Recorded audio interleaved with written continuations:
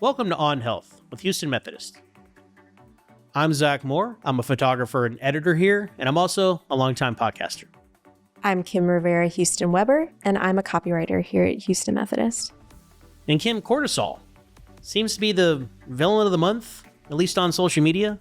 Yeah, I mean, there's a lot of content creators out there that are talking about high cortisol levels and that being the cause of cortisol face, cortisol belly. So the thinking is that if you have higher levels of cortisol, that's why your face might appear puffy, or you might carry a little bit more love around the waist.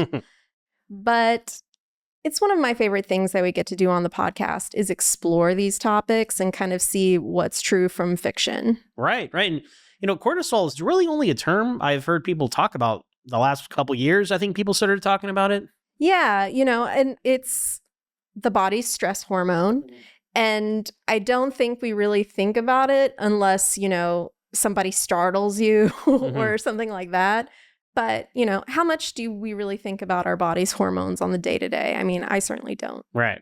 It plays a big part in a lot of our body's functions. So we do need it to survive. And, I'm excited that we got to talk about it with our expert because it was very illuminating for me. Yeah, a necessary quote unquote evil. We'll find out. Who did we talk to about this today, Kim? Yes, we spoke to Dr. Nadir Mulla. He's a primary care physician here at Houston Methodist. Thank you so much for being with us today, Dr. Mulla. Happy to be here. Thanks for having me. Of course. So one of my favorite things that we get to do on the podcast is we get to talk about these trends that are happening on social media. And one of the biggest the past couple of years has been cortisol. So to start, what is cortisol and what role does it play in how our body functions? These are great questions. I love that the public is getting more and more knowledgeable about different topics, and I like to see that eagerness to learn. I'll tell you that cortisol is a pretty complicated topic. In medical school, I spent a lot of nights trying to figure it out. And even in preparing for this, I felt like my cortisol rose a little bit. But yeah, so cortisol, it's commonly known as the stress hormone. I think that's a little bit of a misnomer. I would say it's more of an energy mobilization hormone. So yes, it is a hormone, which is basically a chemical messenger in your body. It's derived from cholesterol. So cholesterol turns into many different hormones in our body. It's primarily made out of fat.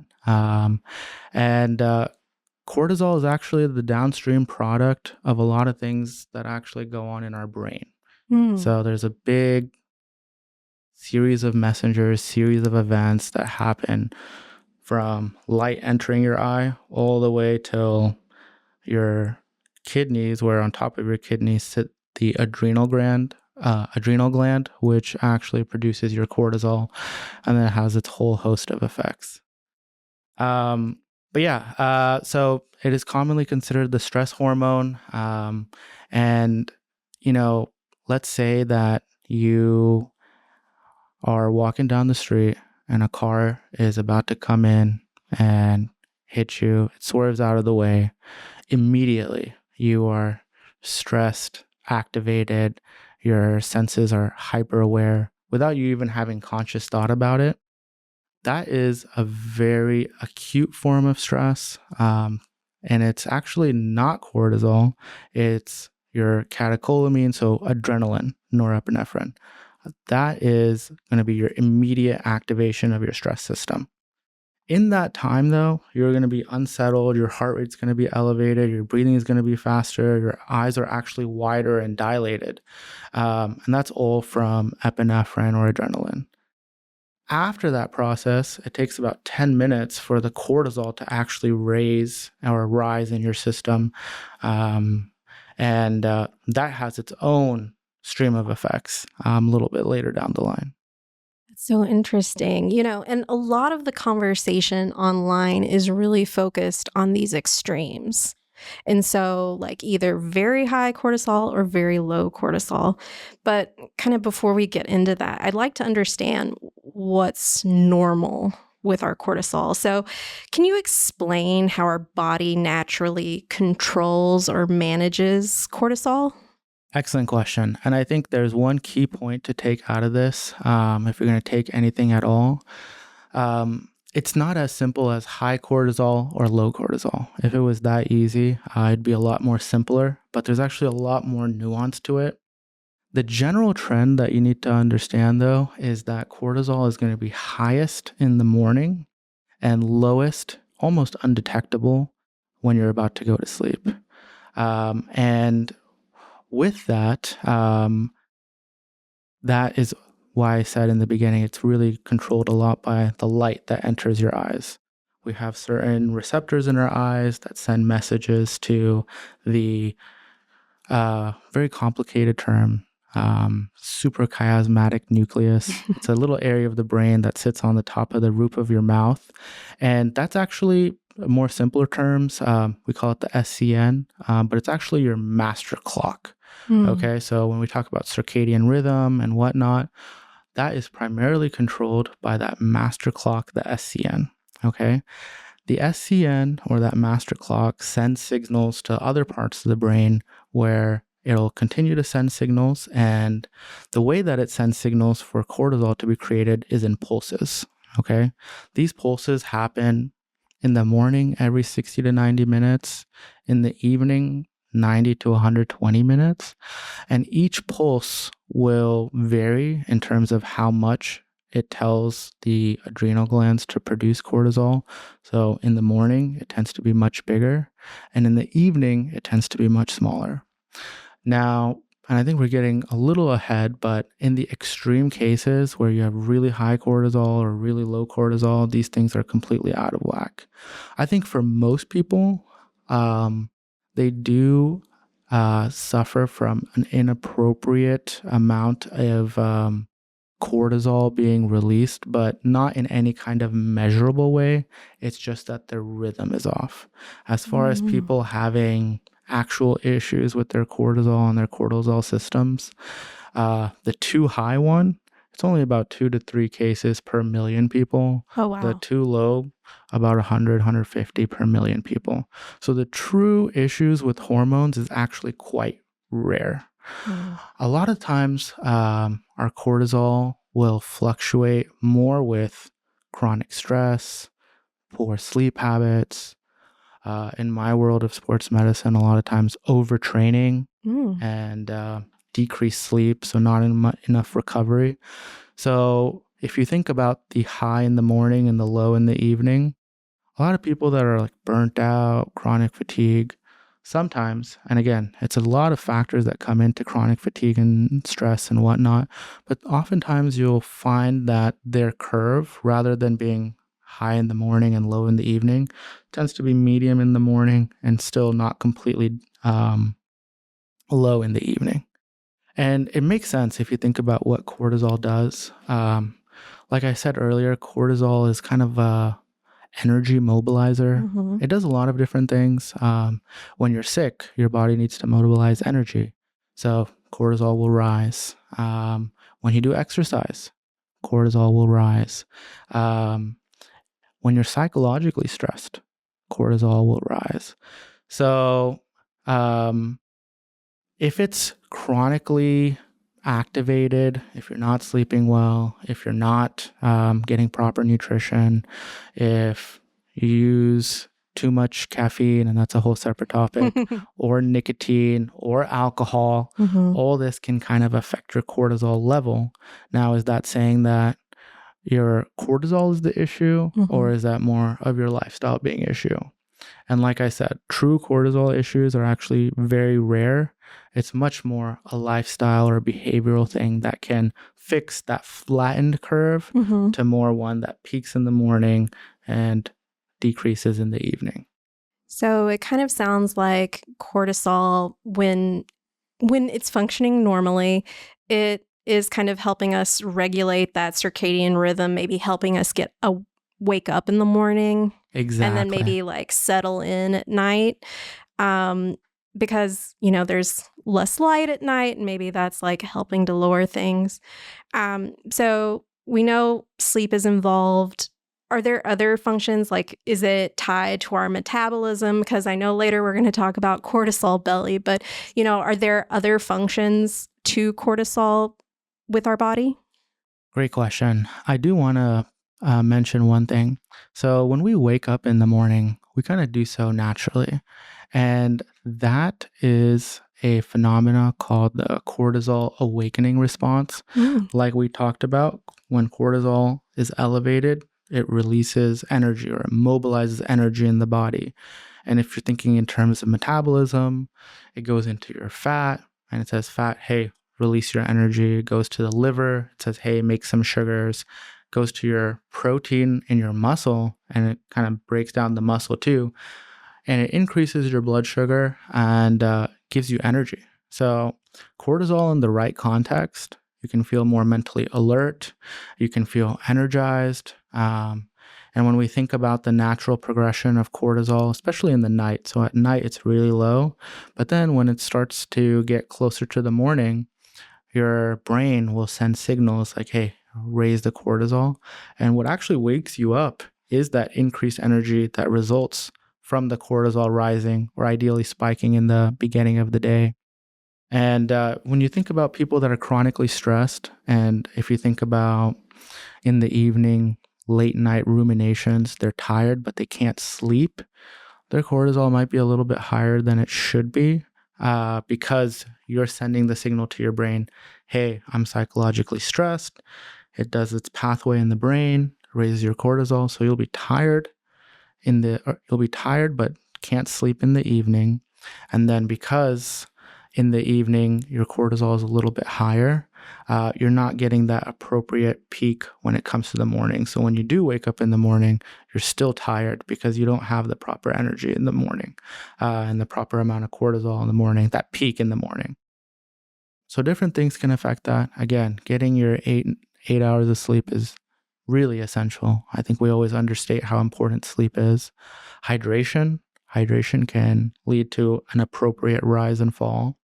And then it's very interesting, but in the morning, what you can do, especially within the first hour of waking up, is you have this special opportunity that doesn't exist in other parts of the day, where if light enters your eyes, ideally sunlight, it doesn't have to be directly looking into the sun, but just going outside in the morning and getting some light, or if light is not available, then a 10,000 lumen bulb, that can actually stimulate receptors in your retina, which then sends signals to your brain, which then can send signals to actually raise your cortisol even a little bit more.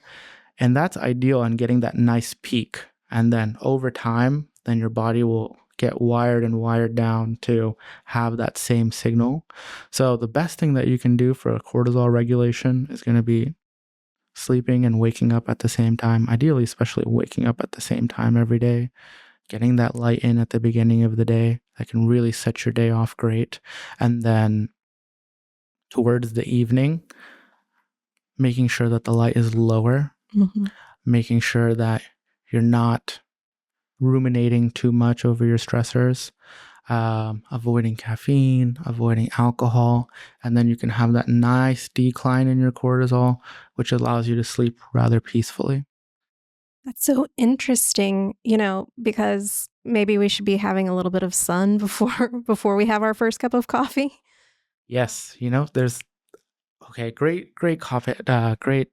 I'm going to go on a little bit of a tangent here. So a lot of people suffer from like a mid-afternoon crash. And, sometimes the thought is maybe your cortisol is actually, coming down a little too quickly, amongst a whole other thing, lots of different other things, but one aspect. So some people will take their caffeine early, first thing when they wake up, but sometimes even just delaying your caffeine by 30 minutes or 60 minutes can help prevent at least a component of that mid-afternoon crash. So there are definitely people that have benefited from moving their caffeine from first thing in the morning to 30 to 60 minutes after their wakeful period. I think that probably does make sense, because I've definitely been the person that has had that mid-afternoon crash. And I've also been the person who will ruminate before falling asleep. So is that why it's often recommended that, if you can't fall asleep, to do something like box breathing or trying to do something to help like kind of calm the mind, or, maybe make your body feel a little bit more comfortable? 100%. Breathing is very tied into our stress response and our relaxation response. So if you think about the two different ways that our nervous system operates, we have the sympathetic and parasympathetic systems. In more plain terms, sympathetic is that fight or flight, and parasympathetic is that rest and relax. Okay. So when you're having these stressors in our life, back in the day, it was lions, tigers, lack of food, things like that. Real physical stressors. Now it's emails. Now it's emails, exactly. And our brain doesn't really differentiate these. So psychological stressors or physical stressors still activate the same kind of systems. So that can increase your sympathetic tone or your fight or flight system, increase your cortisol and whatnot, and prevent you from having that appropriate curve. And so as far as the parasympathetic or that rest and relaxation, yes, breathing and deep breathing can stimulate the vagal nerve, which is one of the bigger buttons that we can actively control and press to bring down our elevated state. So even, box breathing, or usually I'll say to people to do an inhalation, a deep inhalation, and then a sudden sharp one at the end, followed by exhalation through the mouth. And I can demonstrate that real quick. So it's and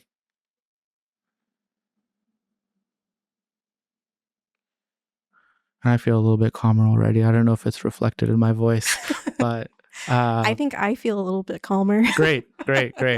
So yes, that'll activate your rest and relaxation system, and that can be really beneficial.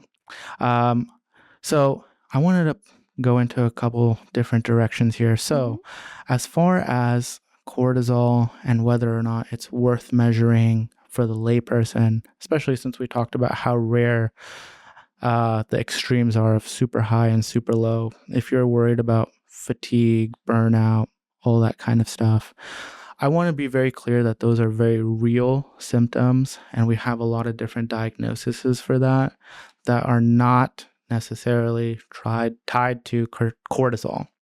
Cortisol, like we talked about, it's very pulsatile in nature, the way it's secreted, and there's troughs and there's peaks, and if we get a sample at any one moment in time, it has to be put into a lot of context, and you need a lot of repeated samples for us to actually gain any meaningful information.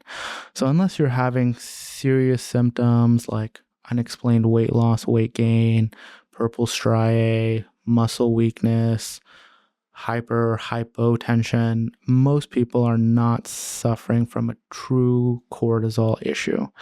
Most people are really suffering from lifestyle issues, chronic stress, things like that.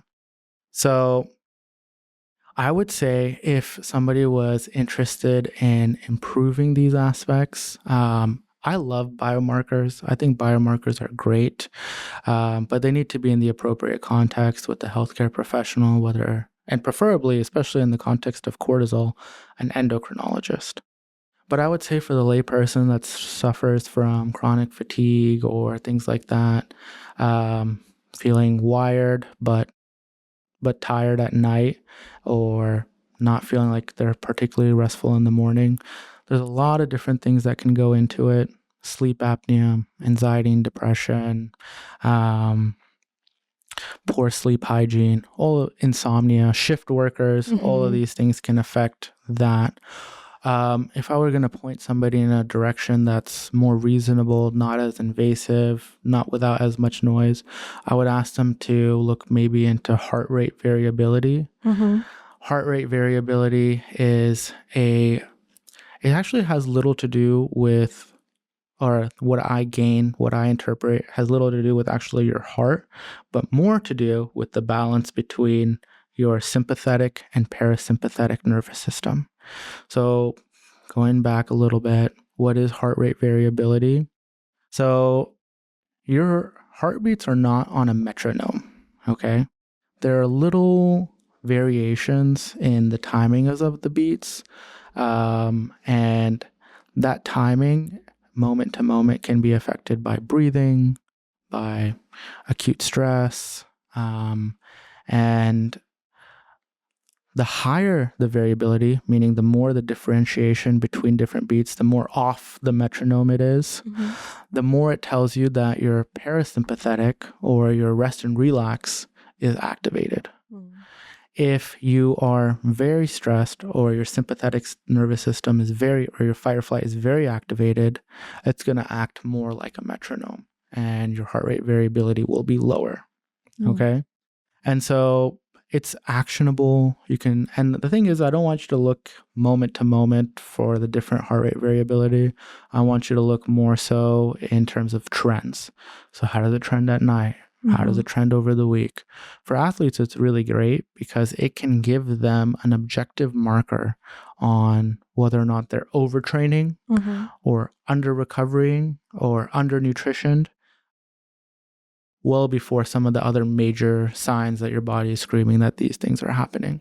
So I would encourage people, if they're concerned about their cortisol, and heart rate variability is a little bit tied to cortisol, but it's not one-to-one causality. But I would say that's a much better thing to look at in terms of how is that trending. It's a lot cheaper, easier, modifiable, without all the noise that happens with the pulses and the troughs and whatnot.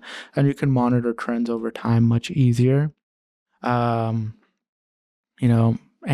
normal heart rate variability is anywhere between like 30 to 110. And the thing is, you don't want to compare with other people. What's baseline for you is going to be very different from a baseline from somebody else. Yeah, I'm sure my heart rate's a lot different than, say, like LeBron James. Exactly. Yeah. I'd be curious to see what his heart rate variability is and whether or not that's something that they actually track for him. Yeah, because I'm sure with elite athletes, they have all sorts of resources to check what's going on with their bodies because their bodies are their career. Yeah, especially in that triathlon world where people are doing like a lot of endurance training or marathon runners or whatever. I think they're really into these kinds of biomarkers and whatnot to check how their training is going. Yeah. Because you had kind of mentioned some of the symptoms that might be associated with high and low cortisol. So, and online, that's the conversation that's happening, right? It's about the extremes. So, what are some of the symptoms that are associated with low cortisol, and what are some symptoms that are associated with high levels of cortisol? And you had mentioned that, we kind of go through these peaks and valleys throughout our days. So is this sustained high and sustained low cholesterol where these symptoms emerge? That's a great question. And I think that's where a lot of the issues come up. And I just want people to know that the conversation is not as simple as high versus low. There's an appropriately high in the morning and appropriate low in the evening. So we'll do different tests if we're concerned for sustained too high or sustained too low, which again, too high, 2 to 3 cases out of a million, too low, 100, 150 out of a million. And a lot of times people think they're suffering from high. I'm glad that the epidemiology of that shows that it's even rarer in the high versus the low. As far as high, I've written a couple things down. So moon phases, muscle weakness, easy bruising, purple stretch marks, getting skinnier in the legs and the arms, getting more of a round at the midsection. And then on the flip side, Addison's disease, which is low cortisol, fatigue, weakness, low blood pressure, skin darkening. And again, I want to emphasize how rare these are. And if you are feeling like maybe your face is a little bit rounder, maybe your jaw's losing definition, maybe you're having some weight at the midsection, part of that is just the natural fluctuation of how people grow over time. are not as muscularly robust as we used to be. You hit your peak musculature around 25, 26, and then after that, you lose about 1% a year, and then you're more likely to hold on to fat, things like that. So I think it would be easy to say, hey, your cortisol is either too high or too low. Take this supplement, do this. And there's a lot of people making a lot of money off of, preying on people's desires to feel better, to not have this. And I think that's just the way that things have always been. People always try to sell you something, but the conversation is not as easy as take this supplement. I wish we could put exercise into a pill. I wish we could put proper sleep into a pill. I wish we could put stress regulation into a pill. But I don't think that's happened yet. And I think we're far away from that even happening, if that's even possible. So I think an honest discussion with yourself, an honest discussion with your healthcare provider, and, we don't need to medicalize anxiety, stress, poor sleep, and whatnot. We can try to work on these things in our lifestyle. And I think that your cortisol is just the messenger. It's doing things right. If you're chronically stressed, it's acting appropriately. It's not acting inappropriately. So fixing those lifestyle factors, which, by the way, if you want a timeline of how long it takes for these things to get better, it takes several weeks, sometimes a couple months, to have a routine established, and then your cortisol will respond appropriately in several weeks' time. It's not something that will change moment to moment or day to day, Your suprachiasmatic nucleus, which is that master clock, takes a lot of things into consideration. It doesn't change so easily, so quickly. It takes sustained waking up at the same time, sustained sleeping at the same time for you to optimize the performance of your overall, cortisol system amongst other systems in your body. So one of the biggest things online is the cortisol face and the cortisol belly. And we all know that our weight management is very multifactorial, that there's just a lot that goes into our weight. And, I'd love to know, are there other reasons why our face might be a little rounder, why we might be carrying a little bit more love in our midsection? You had mentioned that, we start losing muscle as young as our mid-20s. So are there other factors that could go into what these content creators are calling the cortisol face and the cortisol belly?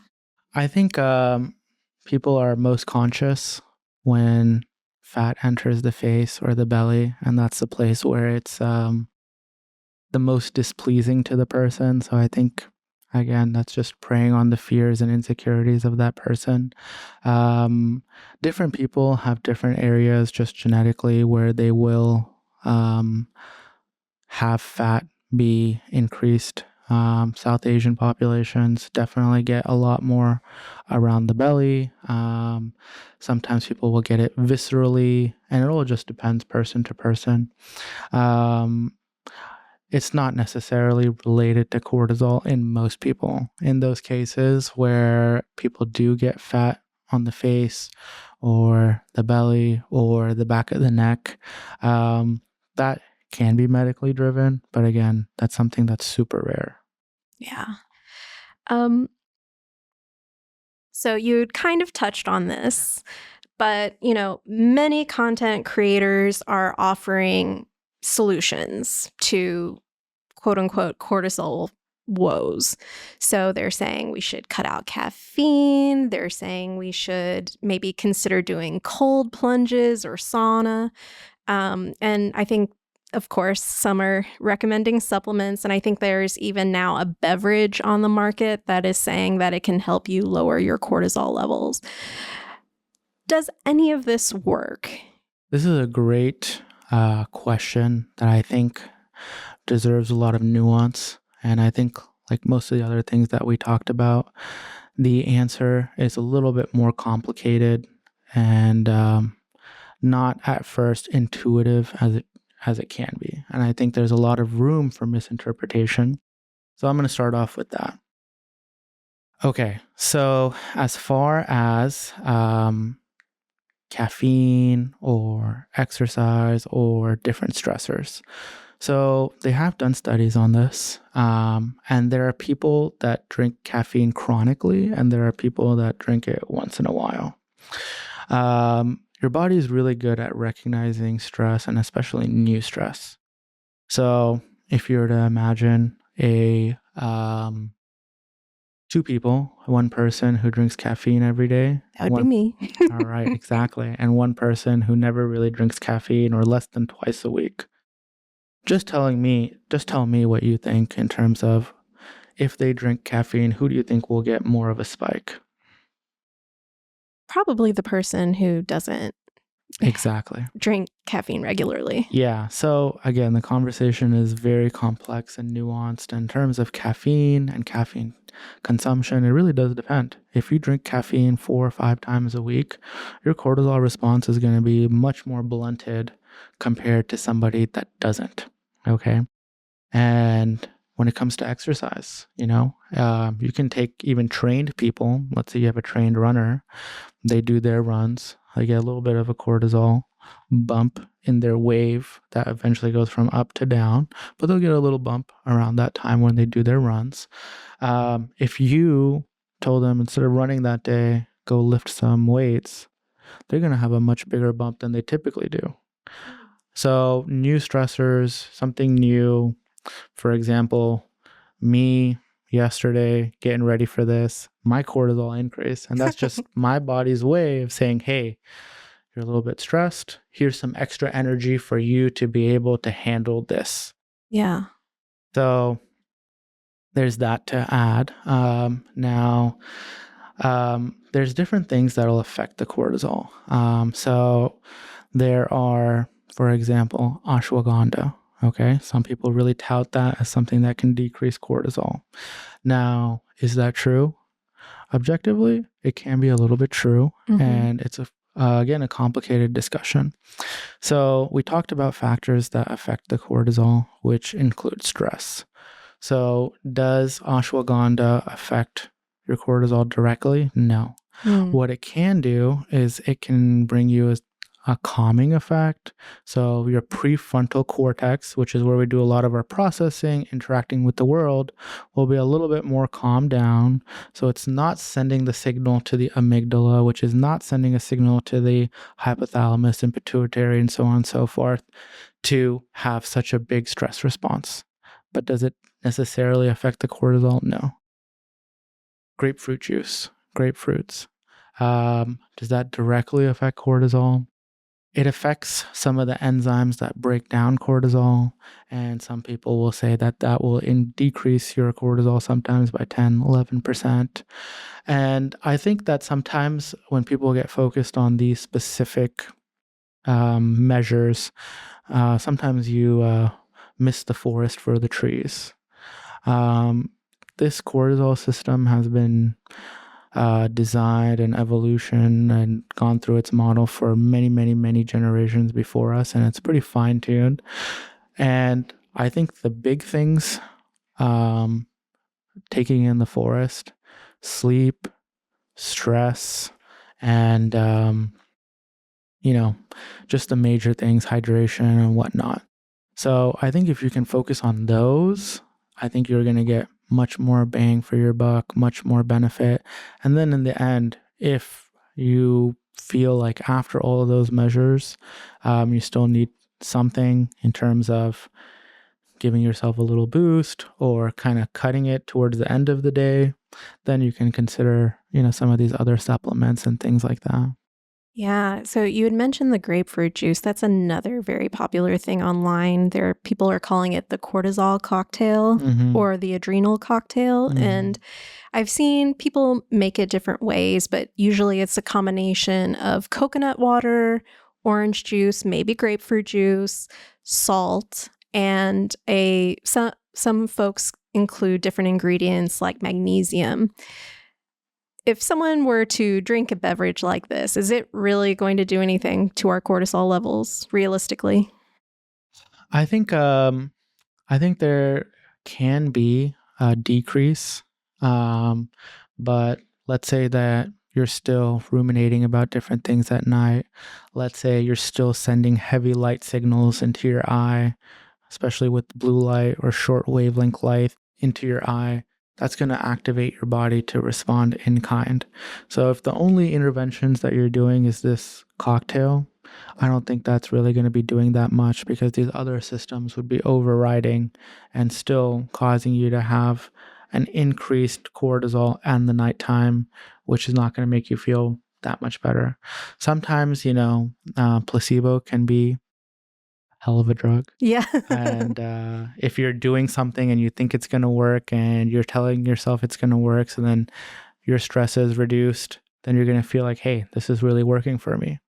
But in terms of the actual physiology and what's going on, that's a different question, Yeah. Well, and it makes total sense, right? Because if I like to drink decaf tea at night, and so it's not the tea itself that calms me down, it's the ritual, right? So it's the 100%. making the tea, it's sitting down and reading and having and drinking the warm beverage.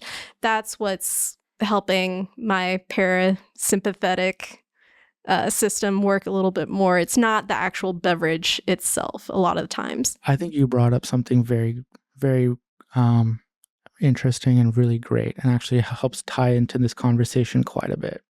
So we talked about that master clock, the suprachiasmatic nucleus, the SCN, having these cues at night, these rituals and evening routine and whatnot, where you wind down and calm down, is actually really helpful and really beneficial.